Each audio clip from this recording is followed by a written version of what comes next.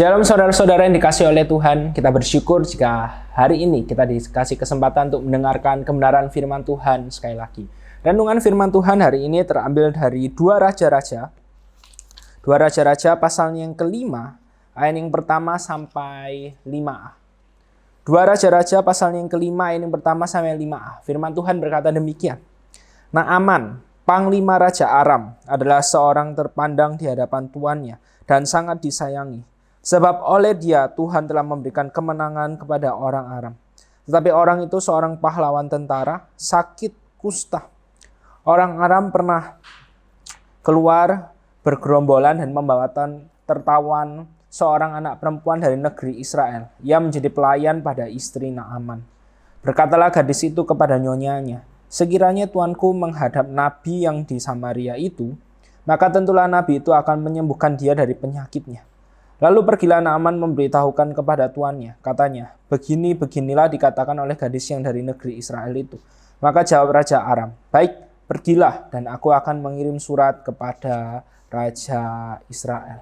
Saudara-saudara, banyak sekali orang-orang yang berpikir bahwa dalam hidup ini, dalam dunia ini, ketika orang itu ingin berdampak, maka dia harus memiliki suatu hal terlebih dahulu. Harus ada suatu hal yang dia banggakan, yang dipandang oleh banyak orang. Baru kalau orang itu memiliki hal tersebut, dia bisa memiliki hidup yang berdampak. Tapi siapa bilang ketika kita ingin memiliki hidup yang berdampak, kita harus memiliki hal yang kita banggakan terlebih dahulu. Ada seorang anak muda bernama Leo Chandra. Dia adalah pemilik bakso aci juara.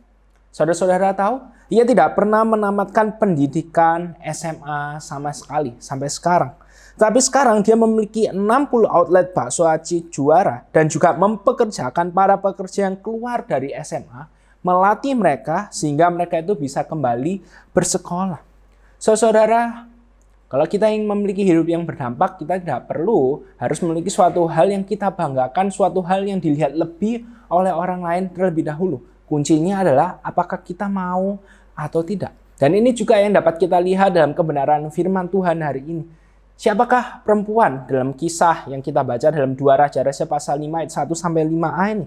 Dia adalah seorang Israel, dia seorang tawanan, dan pada waktu itu kondisi Israel sedang buruk. Kerajaan Aram mengalahkan Israel. Jadi bangsa Israel sedang hidup di dalam tekanan.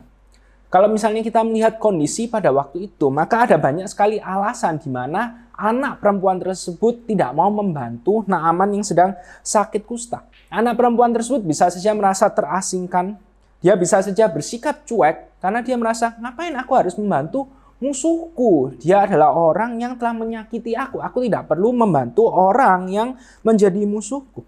Tetapi kita bisa melihat di dalam kebenaran firman Tuhan ini bagaimana melalui anak perempuan tersebut Naaman akhirnya dapat mengenal siapa Allah yang benar. Naaman itu dapat mengenal betapa besar kuasa dari Allah yang disembah oleh orang Israel.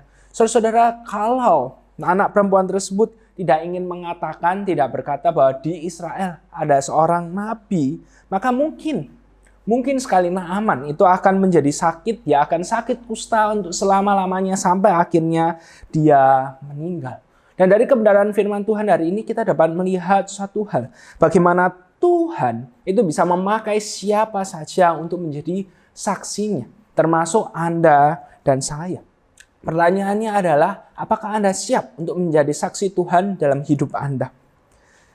Kalau misalnya yang kita pikirin dalam hidup ini cuma diri kita sendiri, apa yang menyenangkan kita, apa yang membuat nyaman diri kita, maka jangan harap hidup kita pernah bisa menjadi saksi bagi Kristus. Jangan berharap hidup kita bisa memiliki hidup yang berdampak bagi orang lain.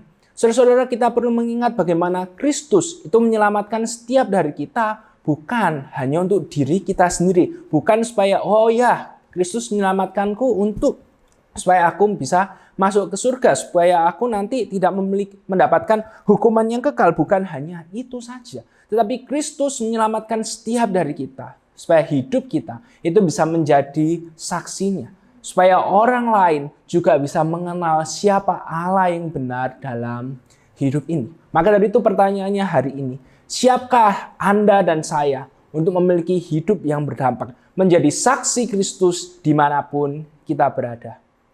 Amin. Mari sama-sama kita berdoa. Tuhan, firman-Mu telah diberitakan, telah kami dengarkan, telah kami pelajari pada saat ini. Biarlah setiap dari kami sekarang ini tidak hanya menjadi pendengar firman saja, tapi kami bisa menjadi pelaku firman dimanapun kami berada, dan hidup kami menjadi saksi-Mu, memuliakan nama-Mu, membuat orang lain mengenal siapa Allah yang benar dalam hidup ini. Dalam nama Tuhan Yesus kami telah berdoa. Amin.